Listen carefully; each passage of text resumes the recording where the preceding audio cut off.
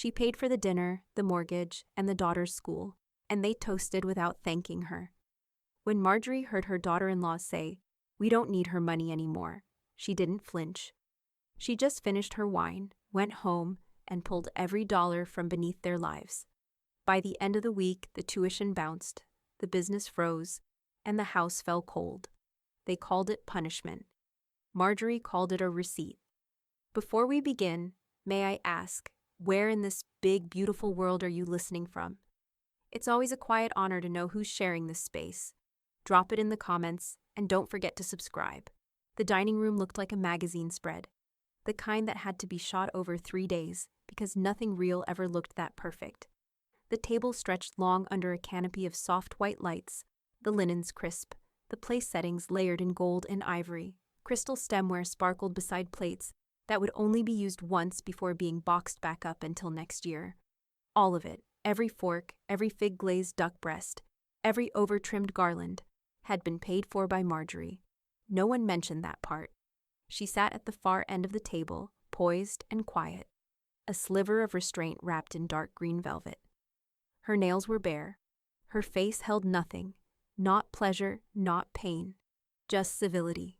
Aubrey, radiant in her backless red dress, clinked her wineglass against her husband Dean's and tilted her head toward the center of the table like a queen declaring her dominion. "We don't need her money anymore," she said, swirling a deep pour of Pinot. "It's time for the next chapter." Dean gave one of his careful half-smiles, the kind he'd perfected over 15 years of marrying up and not rocking the boat. His tie was already loosened. Laura, their teenage daughter, kept her eyes on her plate and used her fork to push roasted carrots into neat rows. She didn't speak. Marjorie sliced through her duck breast with surgical precision, as if there were no conversation happening at all. The servers moved around them like shadows, refilling water, removing plates, announcing the next course with crisp precision. The performance of luxury was flawless. So flawless that no one noticed the rot beneath the centerpieces. When dessert came, a millefeuille layered with chestnut cream and candied orange peel, Marjorie reached into a small cloth tote by her chair and began placing modestly wrapped parcels beside each plate. The wrapping paper was recycled brown craft, tied with twine. The tags were handwritten. "Oh," Aubrey said with a blink. "You brought gifts?" "Just a little something," Marjorie replied, her voice so mild it barely reached across the table. Dean looked vaguely embarrassed. Laura blinked in surprise. The servers froze for a second, unsure if they were supposed to wait. Aubrey sighed and leaned back in her chair like someone indulging a tired joke. She opened her package first. Inside was a framed ink sketch of the beach house in Cape May, drawn by hand, dated in the lower corner. Marjorie had sketched it from memory. The porch was just as it was the summer before Aubrey's wedding, when her father was still alive and Marjorie had painted the shutters herself in the August heat. Aubrey looked at the picture, then placed it beside her wineglass without comment. Dean opened his next. It was a vintage map of his hometown in Vermont, lovingly restored and reprinted, mounted on linen board. "Oh," he said, "that's thoughtful." "Thanks, Gran," Lara said softly. Her gift was a pressed flower journal, each bloom labeled in Marjorie's script. A quiet tear slipped down her cheek. She wiped it before anyone could see. Aubrey raised her glass again. "Well, here's to next chapters."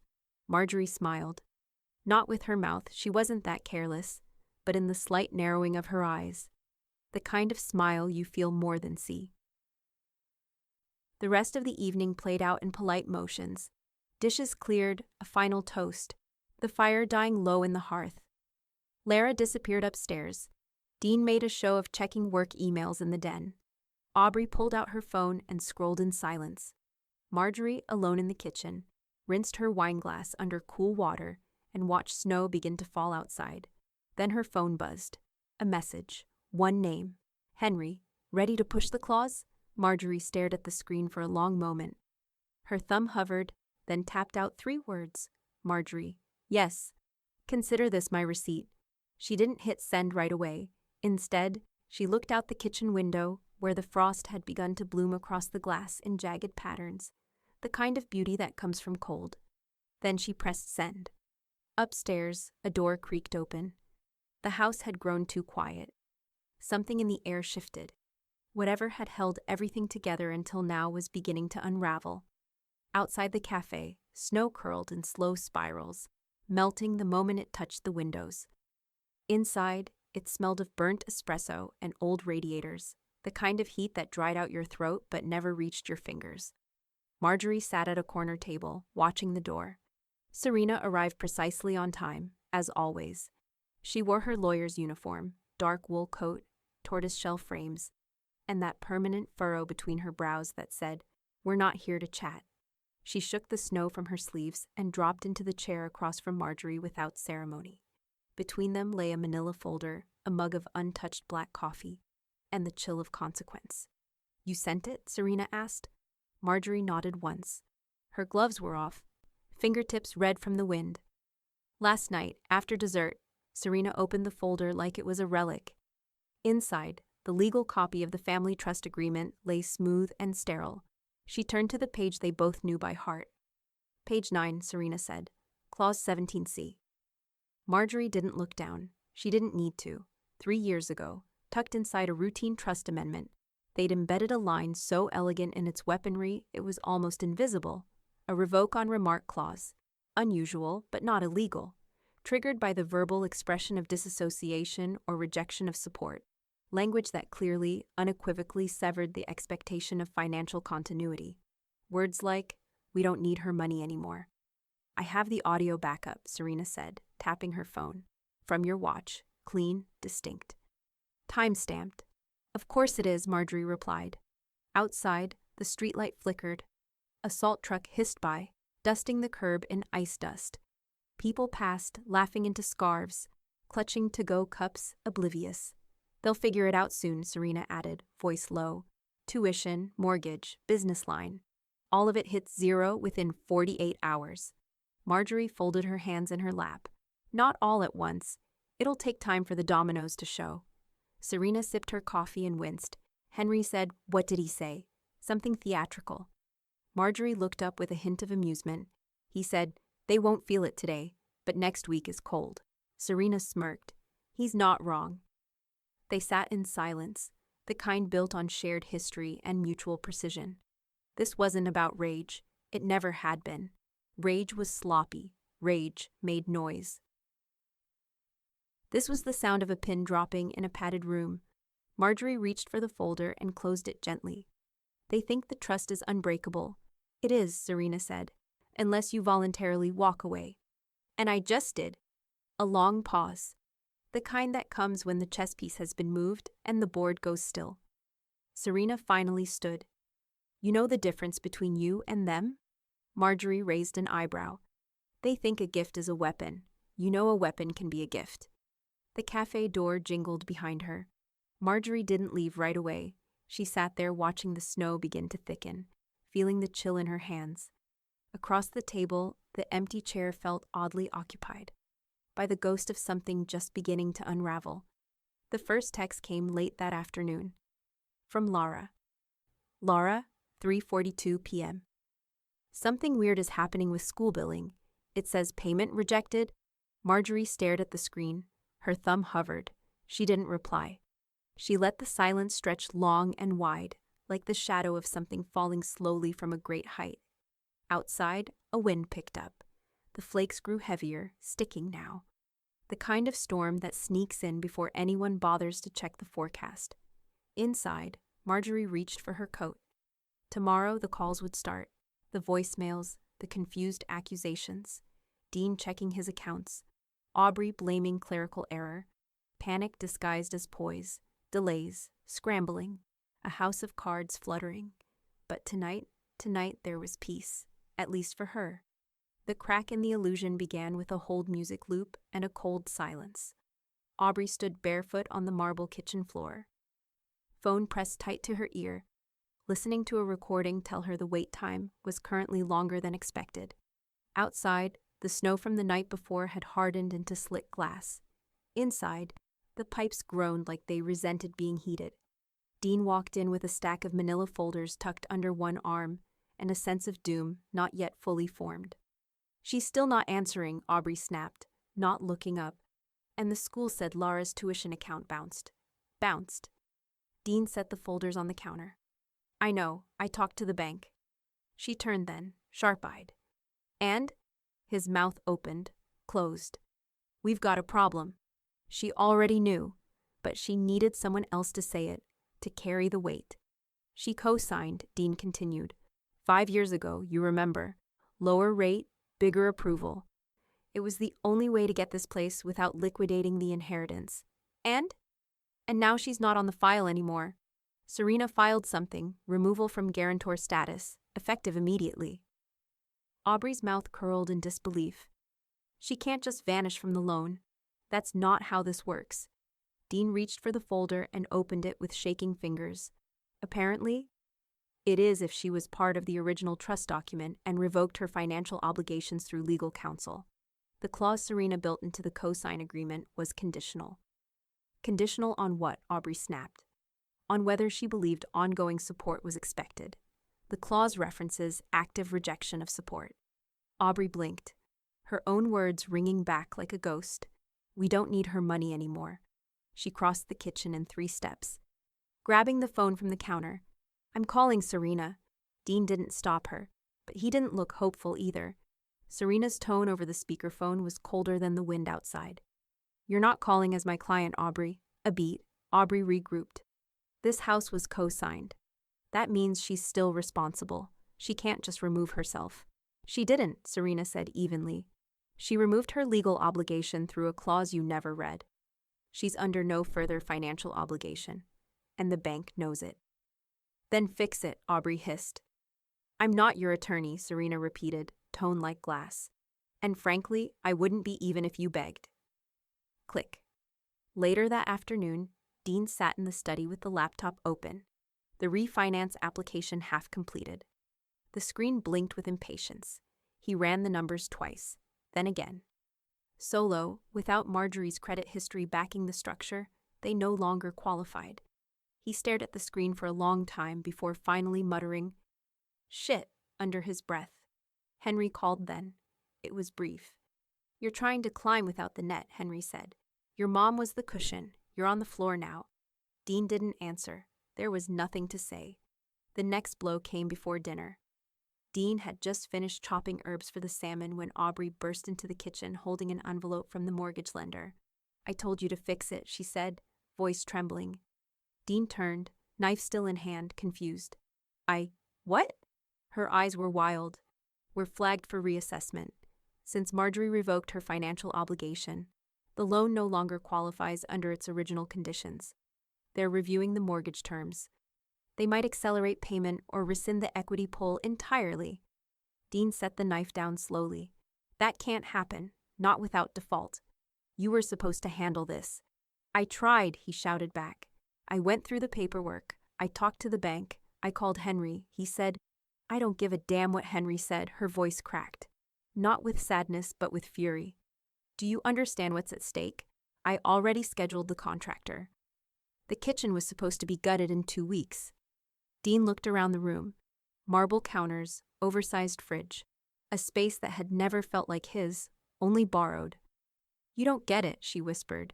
This house isn't just walls, it's leverage. It's standing. And it was never yours, Dean said quietly. She stared at him, eyes narrowing. Then the front door slammed. They both turned. Lara? Home from school early. Her backpack hung loose on one shoulder, her face pale. Why is my school threatening to lock my portal? She asked, voice shaking. What's going on? No one answered.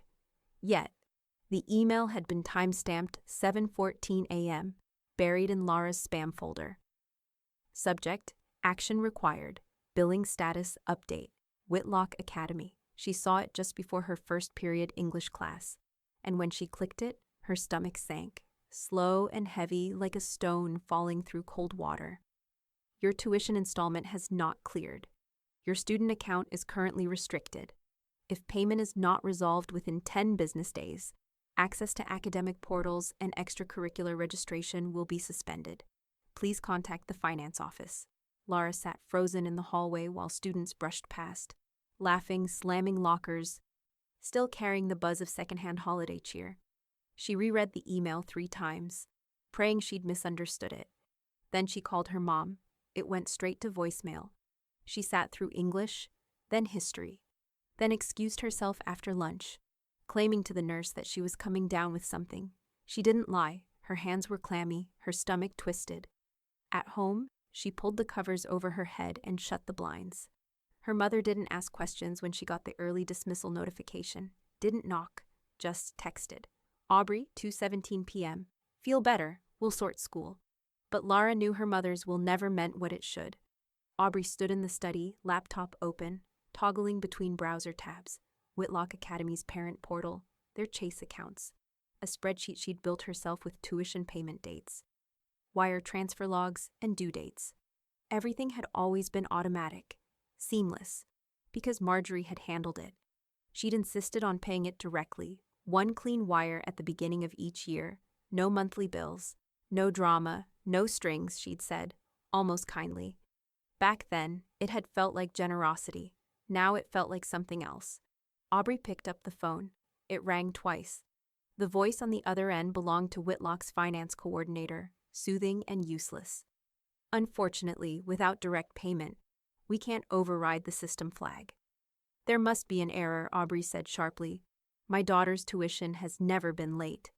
I understand, Mrs. Kavanaugh, but the payment profile associated with her account was deactivated 2 days ago. Aubrey gripped the edge of the desk. Deactivated by who? A pause.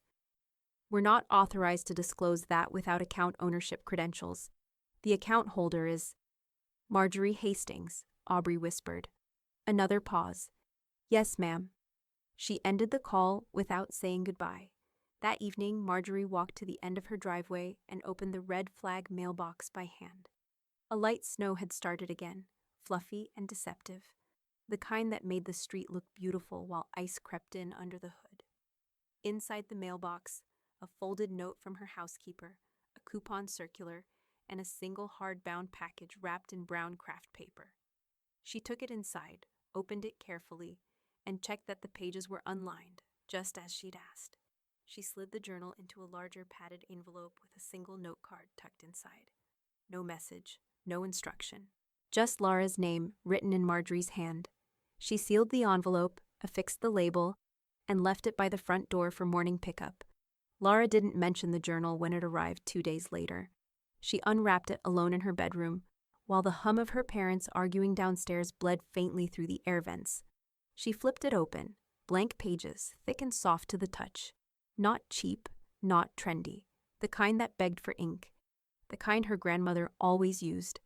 On the inside cover, there was a single pressed flower, dried, forget-me-not, and below it, Marjorie's writing in clean block letters, for what isn't spoken aloud. Lara shut the journal gently. Her throat ached. She wasn't sure why. Meanwhile, the ripple had reached the business account. Dean was at the auto shop getting a fleet van serviced when the manager pulled him aside. Hey, just wanted to let you know, the card bounced. Happens sometimes. Want to try another? Dean blinked. That's the business Amex. Shouldn't bounce. Yeah, tried it twice. Dean pulled out his phone, opened the app, froze. The company's main operating account was locked. He dialed Henry without thinking. Something wrong with the card? Dean asked. On the other end, Henry sounded almost polite. Almost. No, nothing wrong, he said. Just not covered anymore. Marjorie revoked her backing on all affiliated business lines. Dean's breath hitched. That's payroll. That's our next supplier invoice. That's your problem now, Henry said. Shall we notify the vendors? Dean didn't answer. Henry waited, then softly, almost like a threat wrapped in velvet. Because if you don't, someone will. That night, the house was silent at dinner. The lights flickered once, a storm on the way, according to the app. Aubrey picked at her plate. Dean stared through his glass of wine like it held answers. Lara didn't come down. No one said the word bankruptcy. Not yet, but the cold was getting closer. By Monday morning, Dean's inbox had turned into a bonfire. Subject lines glared in red. Payment failure notice. Contract suspended. Urgent. Invoice 1128. He stared at the screen, trying to remember which disaster to triage first. The office smelled faintly of stale coffee and printer toner. his empire reduced to rented walls and the hum of computers that weren't paid for yet. Across the glass partition, his assistant was whispering into the phone. He caught the words, "He's in a meeting," before she noticed him watching and hung up fast. "Clients again?" he asked. She nodded. 4 of them. They said the wire transfers didn't go through. They're holding deliverables until it's fixed. Dean rubbed his temples. "That's not possible. We've got the reserve account. Marjorie's equity line covers." The sentence died. Marjorie's equity line. He opened the corporate registry portal, heart hammering. His name appeared second now below Marjorie Hastings Trust. Ownership. 51% controlling interest. He'd seen that line before, signed it even. Back when the money was just seed capital and gratitude came easy. He scrolled to the amendments filed that morning. The timestamp was precise. 8:02 a.m., filed by Serena Wallace, Esker's withdrawal of operating access. Freeze authorization. Notice of reclassification. Silent investor reclaims controlling management rights, pending dissolution. Dean stared at it until the letters blurred. The door to his office opened without a knock.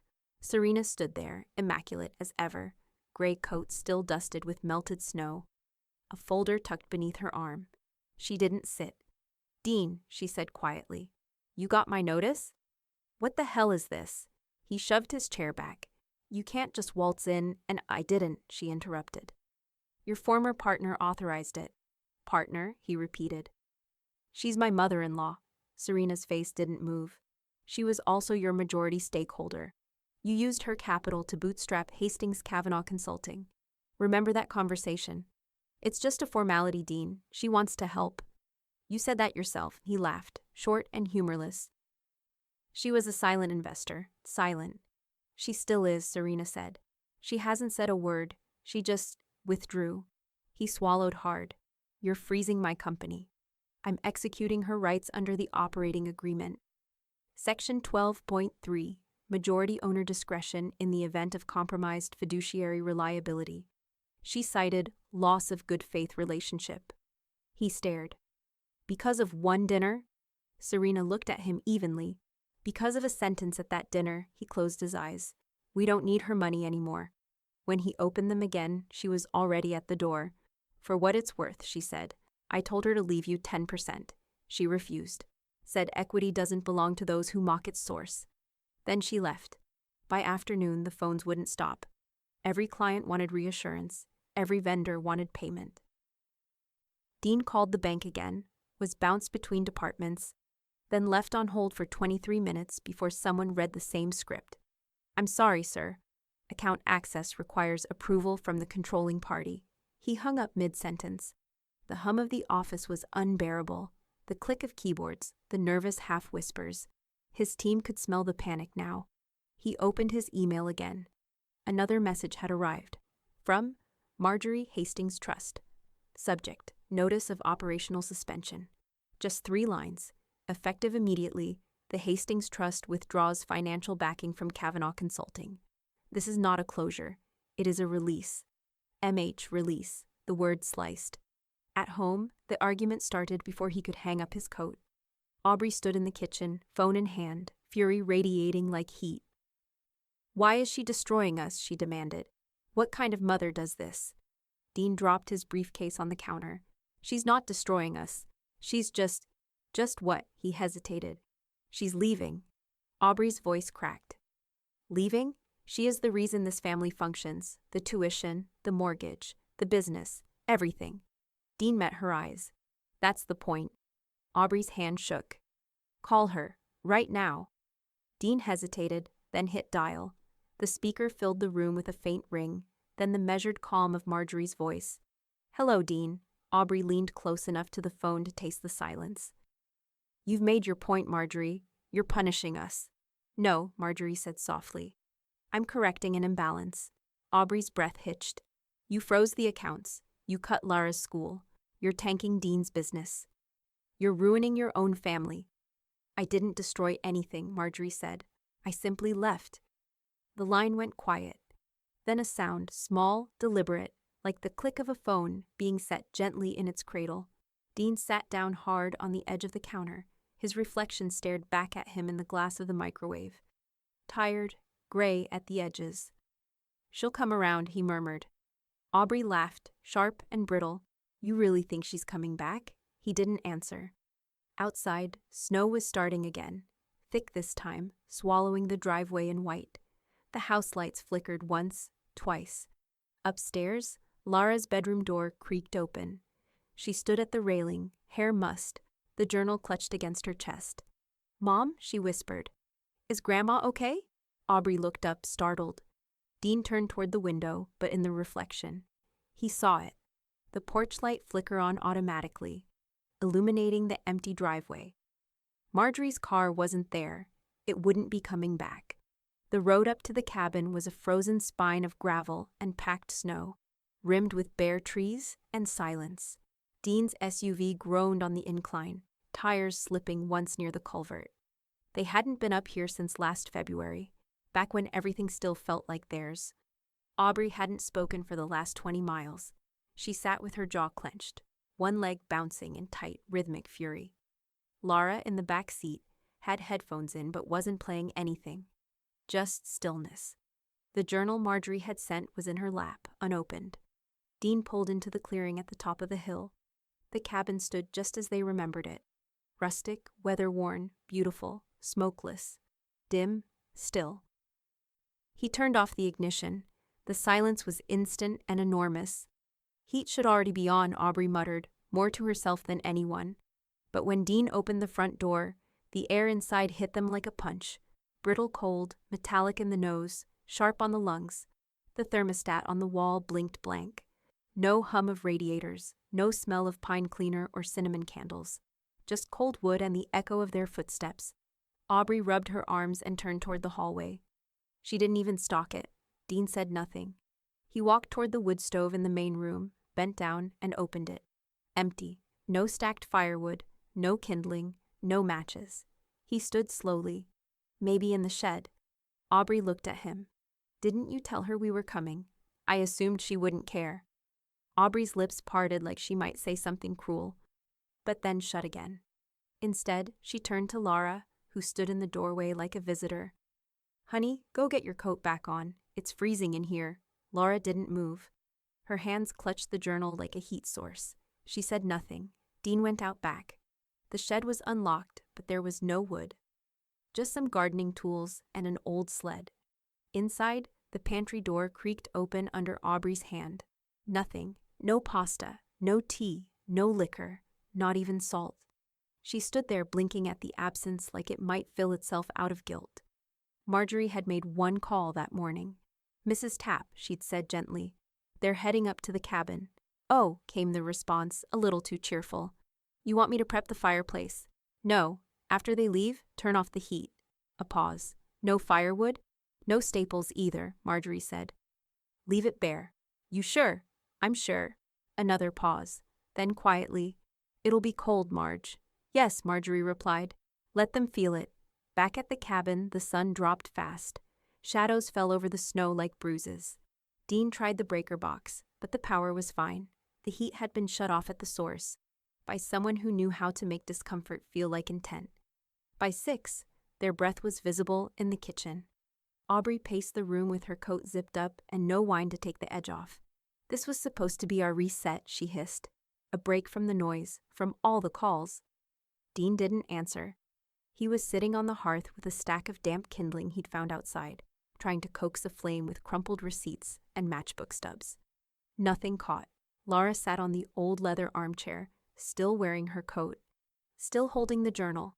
Her legs were pulled up under her like she was trying to disappear inside herself. Aubrey pulled her gloves off, fingers red. "I don't understand this. She loved this place. She bought it for the family." Dean looked up. "She bought it, not us. I mean for us. She said it could be a gathering place." "She said a lot of things." Dean stood, brushing ash off his hands. "You know I never asked if my name was on the deed?" Aubrey blinked. "I assumed it was," he said. "Like the business, like everything." He walked over to the window and looked out into the dark. The porch light wasn't on. Nothing moved. On the small entry table, next to a bowl that used to hold spare keys, there was a folded note. Dean picked it up. Mrs. Tapp's handwriting, familiar and looping. Guess the money mattered after all. Stay warm. Aubrey read over his shoulder, her mouth parted, but she didn't speak. Outside, the wind scraped across the eaves. Somewhere deep in the walls, an old pipe let out a groan. Inside, the chill began to settle into the bones of the cabin and into the family that no longer owned it. They came home from the cabin colder than when they'd left. Not just from the literal freeze, but from the kind of frost that forms in the space between people who don't know whether they're allies or enemies anymore. Laura went straight upstairs without a word. Her cheeks were windburned. Her journal never left her hands. Dean unpacked the trunk in silence, folding used blankets back into the hallway closet, as if that would undo the chill still clinging to their bones. Aubrey sat on the edge of the bed scrolling through her phone, numb fingers barely registering the motion. 5 voicemails, 2 missed calls from Whitlock's registrar, and a notification from her business card app. Fraud alert. Account flagged for suspicious activity. Cardholder name mismatch on new merchant listings. Account frozen pending verification. She blinked. Click deeper. The name mismatch? Hers. The name on file? Marjorie Hastings. Years ago, when Aubrey's boutique interior design business was just starting, Marjorie had quietly co-signed on the business card. A quiet, just in case you hit a ceiling, at the dinner table. Aubrey had never questioned it. The limit was generous. The bills were paid on time. It never occurred to her that the ownership of the account wasn't hers, not fully. Now it was gone. Frozen like the house had been. She tried calling the card company, voice brittle, demanding escalation. They said it was already in dispute, said they needed written consent from the primary account holder. She hung up without thanking them. Across town, Serena was pacing slowly in her office, phone balanced in one hand, a mug of untouched tea in the other. She's trying to list the Tesla under her name, she said, amused. But the registration's tied to the business card. The dealership flagged it within an hour. Marjorie's voice was calm through the speaker. So the listing froze. Automatically, fraud alert. Triggered the clause in the cosign agreement. Serena sat down, pulling a file closer. You're fully protected. Want me to escalate to breach? Marjorie was silent for a moment. Not yet, she said. Let them list one more thing. By afternoon, Aubrey had begun dialing friends. Not many, just the ones who'd owed her favors. She left one voicemail after another, voice controlled, tone smooth. Hey, it's Aubrey. Just a quick favor. We're going through some weird bank stuff, and I may need help rerouting a payment through a different account. No biggie. Call me when you can. The calls went out. No one called back. By evening, she was texting. Still nothing. Dean found her in the kitchen at twilight, sitting cross-legged on the floor beside the wine fridge. It was open, empty. She didn't look up when he walked in. How much do we have left? She asked. Dean rubbed the back of his neck. We're waiting on 3 payments, all frozen. The vendors are starting to ask about late fees. She exhaled, slow and shaking. What about your dad's house in Maine? It's in probate. A pause. Is there anything in our names? Dean didn't answer. She looked at him then, eyes ringed with exhaustion, lips cracked, hands trembling. Do you think she's watching us fall? Dean opened his mouth, closed it, then quietly pulled out his phone and hit redial. Marjorie's number, again, straight to voicemail. This time, he didn't leave a message, but he stared at the phone like it might ring anyway. It didn't. That night, Laura lay in bed tracing the edge of the pressed flower on the inside cover of the journal. The house creaked under the weight of silence and things unsaid. Downstairs, the heat kicked on, late, loud, mechanical. But the chill had settled deeper now. Not in the air, in them. By the time Lara reached her grandmother's house, the sun was already gone. Snow drifted down in soft sheets, muting the sound of her sneakers crunching on the walk. Her breath fogged the air, short and fast. She hadn't told anyone she was coming. She didn't need to. The porch light flicked on as she climbed the steps. Inside, Marjorie opened the door before Laura could knock. Neither spoke at first. The air smelled of cedar and bread baking. The living room glowed amber from the fire. Marjorie looked smaller somehow, not frail, just quieter in her own space. Lyra's nose and cheeks were red. "I walked from the station," she said. Marjorie nodded once, then held the door wider. "Come in, sweetheart." She took Lara's coat and hung it by the vent to dry. Then she handed her a blanket, heavy, soft, the kind woven decades ago when things were built to last. Lara wrapped herself in it and sank into the couch. The heat from the fire caught her skin, bringing color back to her face. For a while, neither said a word. Marjorie sat in her usual chair, hands folded, gaze steady but gentle. The silence between them wasn't awkward. It was shelter. Finally, Lara spoke. "They didn't mean it." Marjorie's brow lifted slightly. "The words," Lara said. "They didn't mean it. But they meant it." Marjorie looked into the fire, the orange light flickering across her features. "Yes," she said quietly. "They did." Lara swallowed hard. "They think you're punishing them. I know. They're scared. I know that too." Lara hesitated. Her voice was small now. "You're not, though. Are you?" Marjorie met her eyes. "No, I'm not punishing anyone." "Then why?" Marjorie leaned forward, resting her hands on her knees. The flames cracked softly between them. "Because I was the scaffolding for people who never planned to stand on their own. And when I stepped away, they discovered how high they'd climbed." Lara drew the blanket closer. "They fell." "They're falling," Marjorie corrected. "It's different." For a moment, the only sound was the fire, then Lara's voice, breaking the stillness again. "I didn't do anything wrong." The words came out half plea, half confession. Marjorie's face softened. "You didn't," she said, and there was no hesitation in it. "You were never part of this." Lara's eyes glistened. She nodded once, then looked away. Marjorie rose and disappeared down the hall. When she returned, she was carrying a folded quilt and a small stack of hardcover books, spines worn, pages yellowed. "I made up the guest room," she said. "It's warmer back there. You can stay as long as you like." Lara brushed a hand along the top book. Anne of Green Gables, its cover frayed at the corners. "These were in your study," she said. "I thought you might want something to read when it's too quiet to think." Lara smiled faintly. "It's always quiet here." "That's the point," Marjorie said. They carried the things down the hallway together. The guest room smelled of lavender and old wood polish. The bedspread was turned down neatly. A small lamp glowed on the nightstand. Lara set the books beside it. "I never wanted any of it," she said suddenly, her voice low. "The house, the cars, the trips. I just wanted them to see you." Marjorie turned from the window. "They only saw the money," Lara nodded, tears catching the lamplight. Marjorie stepped closer, brushed a strand of hair from her granddaughter's face, and pressed a kiss to her forehead. "You see me now. That's enough." Lara sat on the bed, pulling the quilt over her lap. Marjorie lingered in the doorway, framed by the soft light behind her. "Can I ask something?" Lara whispered. "Of course." "Are you ever going back?" Marjorie studied her for a long moment. "Back to what?" Lara didn't answer. The wind pressed against the windows.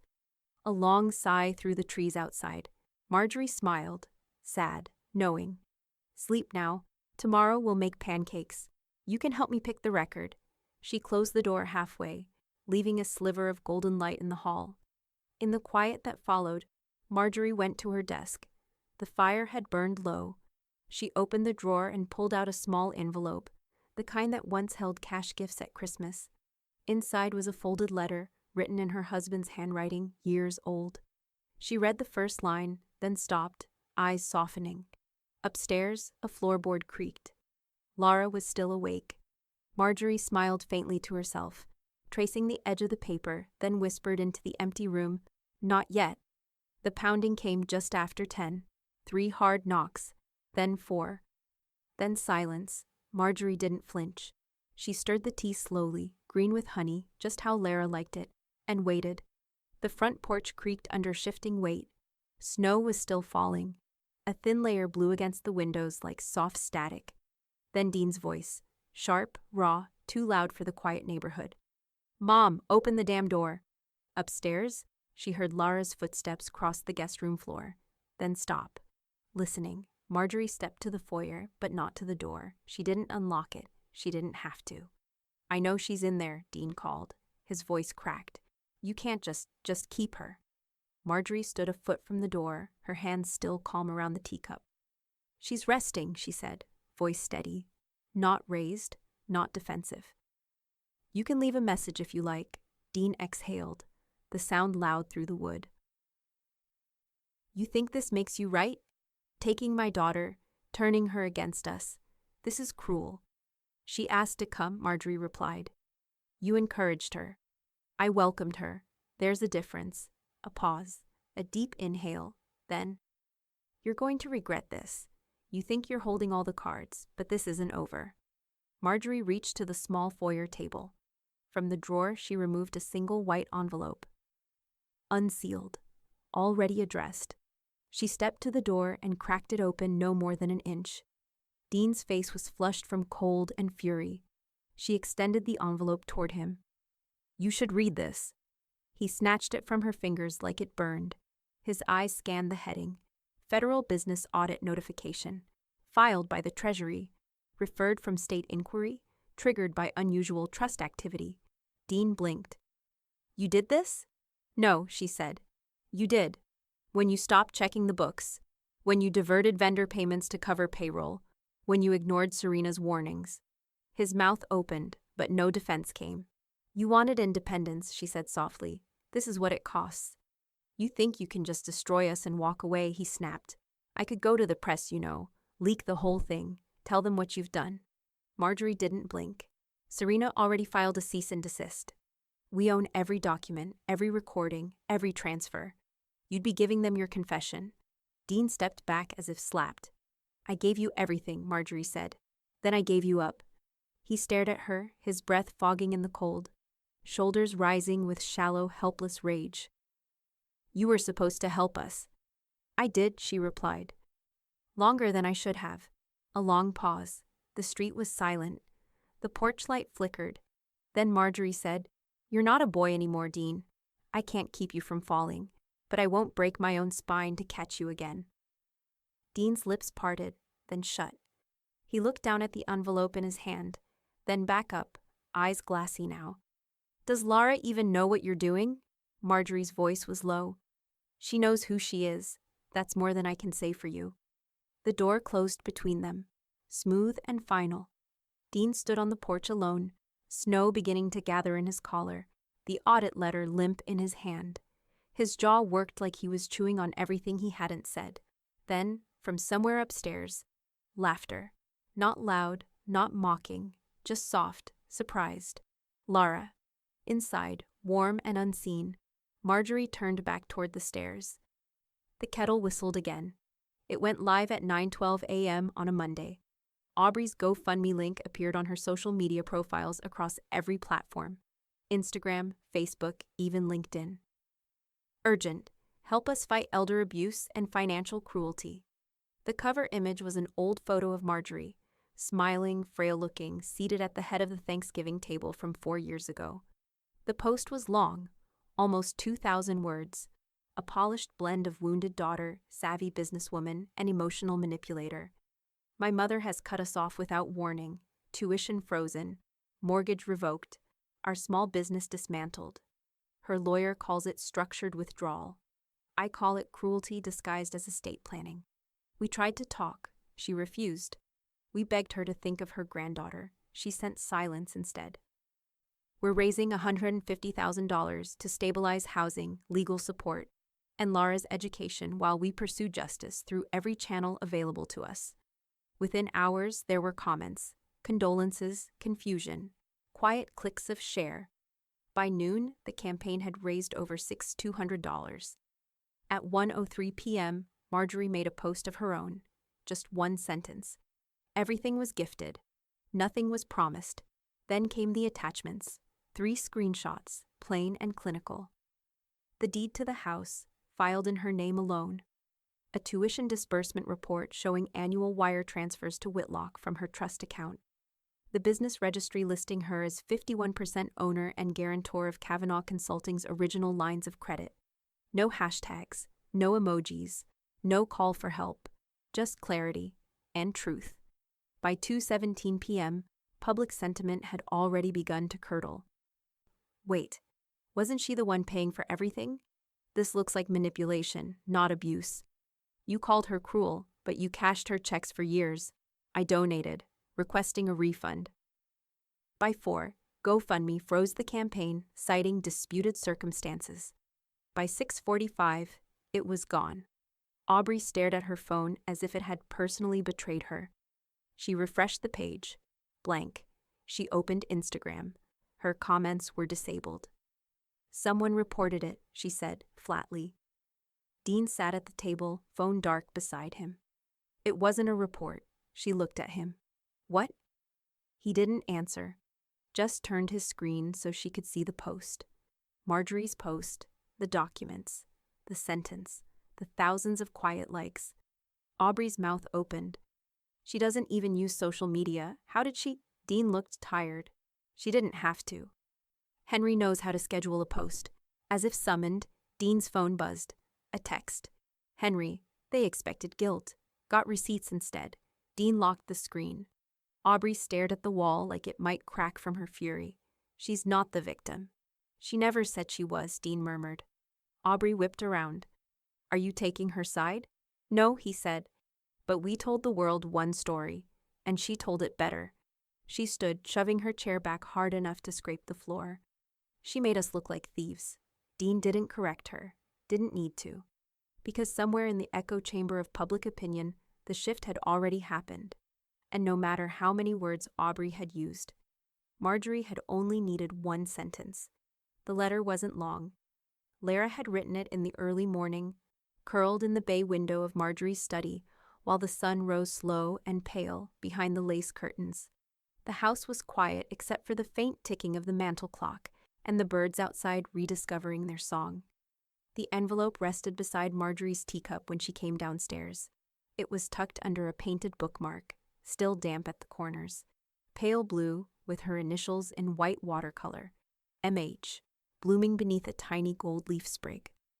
Marjorie turned the envelope over, her name in Lara's hand. She opened it carefully, smoothing the page once before reading. Dear Grandma, thank you for staying soft when the world hardened. I don't know how you did it. I've watched you be calm while people tried to shame you, control you, twist you into something smaller. You never snapped. You just stepped back. I see that now. I'd like to stay. Not forever, but part-time, until I graduate. I can still visit them. I'm not running away from them. I'm walking toward you. Please say yes, even if we have to be quiet about it. Love, Lara. Marjorie read it twice. Then she folded the letter and slid it into the wooden box on her desk, the one she used for things that mattered. She didn't cry, but something in her posture softened, as if a weight she hadn't admitted to carrying had finally slid off her shoulders. By noon, they were sitting at the kitchen table together, a stack of school paperwork between them. I talked to Mrs. Cavallo at Hawthorne Prep, Marjorie said. They've got a mid-semester transfer protocol. Small classes, strong arts program. Lara blinked. That's the school with the garden on the roof? Marjorie smiled. And the chickens. Lara grinned. Okay, that's kind of amazing. We'll need Dean and Aubrey's signatures to fully release your records, Marjorie added gently. But I already filed the inquiry under my legal guardianship rights for medical decisions. It opens a door. Lara nodded slowly, eyes on the form. Can we not tell them yet? We won't rush, Marjorie said. Some truths take time. We'll build this one quietly. They worked side by side, pen caps clicking, forms unfolding. Outside, the snow had begun to melt at the edges. Later that afternoon, Mrs. Tapp came by with a basket of winter squash and a knitted scarf in pale gray. It's for her, she said, setting it gently into Lara's arms. You'll need warmth walking to that train stop until we get you a school ride. Lara hugged it to her chest, blinking fast. Thank you. Mrs. Tapp gave her a nod. Warmth returns, eventually. You just have to outlast the freeze. She gave Marjorie a knowing glance before slipping back out into the dusk. That night, Lara sat cross-legged on the rug in front of the fire, carefully pressing the finished bookmark between pages of a hardback novel she'd found in Marjorie's study. East of Eden, worn and underlined. Marjorie was across from her, knitting something in deep navy wool. They didn't speak much. They didn't need to. It was the kind of silence Lara hadn't known she missed. Gentle, alive, unsuspicious. And when the wind picked up outside, rattling the window panes, the fire only burned brighter. Upstairs, the guest room no longer felt like a placeholder. Lara had lined the windowsill with books. Her scarf hung neatly on the wall hook. The quilt was tucked just the way she liked it, and her journal now rested in the drawer beside a photo Marjorie had placed there without comment. A picture of the two of them from years ago at a pumpkin patch, both squinting from the sun. A rare photo with no one else in it. She climbed into bed, the bookmark tucked beneath her pillow. Downstairs, the mantel clock chimed 8. Marjorie turned off the radio, folded the last of the laundry, and checked the locks on the front door. Everything was quiet. Everything was hers. Outside, in a black sedan parked just down the block, Dean sat in the dark, hands clenched around the steering wheel. He'd been there for 20 minutes, watching, no movement, no phone call, no invitation. The porch light was on, but not for him, not anymore. The signing took less than 15 minutes. Serena slid the final page across the oak conference table, the embossed seal catching the morning light. Once I file this, the property transfers into the Hastings Preservation Trust. You'll retain lifetime tenancy. They'll have no claim, no leverage, no lien. Marjorie signed her name in blue ink, slow, deliberate, steady. Serena looked up. You're sure? Completely. She capped the pen and smiled faintly. I've learned that peace is a kind of ownership, too. 2 days later, a small crew arrived at the house. A single brass plaque was installed beside the gate, polished and simple. For peace, and people who mean it. Mrs. Tapp watched from the porch, hands on her hips. You're making it official, then? Marjorie nodded. No one enters without meaning it. The old woman chuckled. Seems fair. Inside, Lara was painting in the study, soft watercolors, a bowl of apples on the table for reference. The scent of turpentine mingled with cinnamon from the bread cooling on the counter. The house, once filled with tension, now felt lighter, whole. Marjorie kept the paperwork locked in her roll-top desk, under the same drawer that held Lara's letter. By the following week, word had reached Dean. He was sitting in the county clerk's office when the clerk returned from the back with a thin folder. It's filed as a private family trust, she said. No contestable interest listed for you or your spouse. Dean blinked. That can't be right. It's right, she said. The property's shielded. You can't even post a lien without a trustee's approval. He tried again, calling Serena. Can she really do this? He demanded. She's cutting her own son out. Serena's tone was even. She's protecting her assets from financial misuse. You built a business on her collateral, Dean. She's done lending you her name. He gripped the phone tighter. So that's it? I'm nothing. Serena paused. You're her son, but you're not her signature. The line went dead. That evening, Aubrey called. Her voice was brittle, threaded with something close to fear. Please, Marjorie, just listen. Marjorie was in the kitchen, drying dishes. She held the phone loosely against her shoulder. I'm not asking for me, Aubrey said. It's Lara. She's still your granddaughter. Marjorie's tone didn't shift. You never asked for Lara before. There was a long silence. Then Aubrey's voice cracked. You've turned her against us. No, Marjorie said softly. I've shown her what stillness feels like. She's a child. She's becoming her own person. I suggest you try the same. On the other end, Aubrey's breath hitched. Half anger, half exhaustion. You've frozen us out. Marjorie looked out the window. The garden lamps had just clicked on, casting warm gold across the snow. You built your lives on borrowed heat, she said. I've simply stopped paying the bill. She hung up before the next word could come. Henry arrived that night. No briefcase, no files, just his wool coat and a bottle of Merlot. He poured them each a glass, then settled into the armchair by the fire. So, he said, watching the flames. It's done. It's done, Marjorie confirmed. He nodded once. They can't afford heat, but you're warm. Marjorie tilted her glass, considering that. Warmth was never the problem, she said. They just didn't know what to do with it. Henry smiled. And you? I'm learning to keep it. They sat quietly for a while, the firelight brushing gold across the walls. Upstairs, Lara's music drifted faintly through the ceiling, something soft, almost hopeful. Marjorie closed her eyes and listened. Outside, snow began again, thin and soundless. Inside, the temperature held steady. For once, the house didn't creak, didn't protest. It simply stood, untouchable. Spring came late that year, timid, wet, and reluctant, but it came. Laura's first day at Hawthorne Prep felt nothing like a beginning. It felt like walking through a door she had already unlocked in her mind weeks ago. She wore the gray scarf Mrs. Tapp had knitted and carried a new canvas backpack, unbranded and worn in just enough to not look new. The school buzzed with muted life, quiet hallways, warm light, open windows, letting in wind that still bit but didn't sting. She kept her head down at first. Not out of fear, just focus. New schedule, new rhythm. Art studio at 10:15. Lit seminar at noon. She found her locker easily. No one swarmed her. No one stared. A girl with short braids and a nose ring waved her toward a lunch table later that week, and Laura waved back. It was enough. Not happiness, maybe, but peace. Across town, the 2-bedroom rental was above a nail salon and beside a check-cashing place. The walls were thin enough that Dean and Aubrey could hear the neighbors fighting 3 nights a week, and the baby crying on the 4th. The kitchen window looked directly into someone else's bathroom.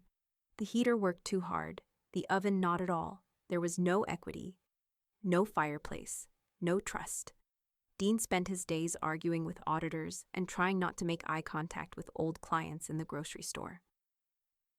Aubrey took on freelance design work, mostly budget bathrooms and sad kitchen remodels. She bought a fake leather notebook and tried to write a new business plan. It stayed empty. They spoke rarely. When they did, it was clipped. They didn't mention Marjorie. They didn't mention Laura. Silence filled the space between them like steam, visible, rising, ungraspable. Marjorie never visited Hawthorne, but one morning, shortly after Laura's second week, the head of school received an envelope with no return address. Inside, a cashier's check for $250,000. The memo line, Hastings Renewal Scholarship Fund. A letter followed 3 days later, typed, unsigned. For students who need a quiet place to grow. No public acknowledgement required, no strings. The administration respected the anonymity, but Laura knew. She didn't say anything at dinner that night, but Marjorie noticed the way her granddaughter smiled over her bowl of lentil soup, subtle and steady. Mrs. Tapp had dropped it off that morning, as she now did every Sunday. Soup keeps a house honest, she said, tugging her gloves back on. And people, too. That night, Lara sat by the window, journal open in her lap. The spring wind rattled the pane lightly, soft as breath. She looked over her shoulder. Marjorie was on the couch, knitting something pale yellow. For the first time in a long time, her posture was completely relaxed. Shoulders low, chin tucked, feet warm in thick socks. I think, Lara said slowly, it's weird. Marjorie looked up. What is? That I don't miss them. Lara hesitated. Not really. I miss who I thought they were. Who I kept trying to believe they'd be. Marjorie's hand stilled on the yarn. She set it down gently. That's still grief, she said softly. But it's clean now. Laura nodded once, then looked back out the window. Across the street, the neighbor's magnolia tree had begun to bloom. Not much, just a few pale blossoms, opened shyly to the dusk. She watched them sway, and in the silence that followed, Marjorie picked up her knitting again. They didn't speak for the rest of the evening, but they didn't need to. Marjorie didn't host a celebration. There were no announcements, no champagne flutes or long speeches in clean rooms.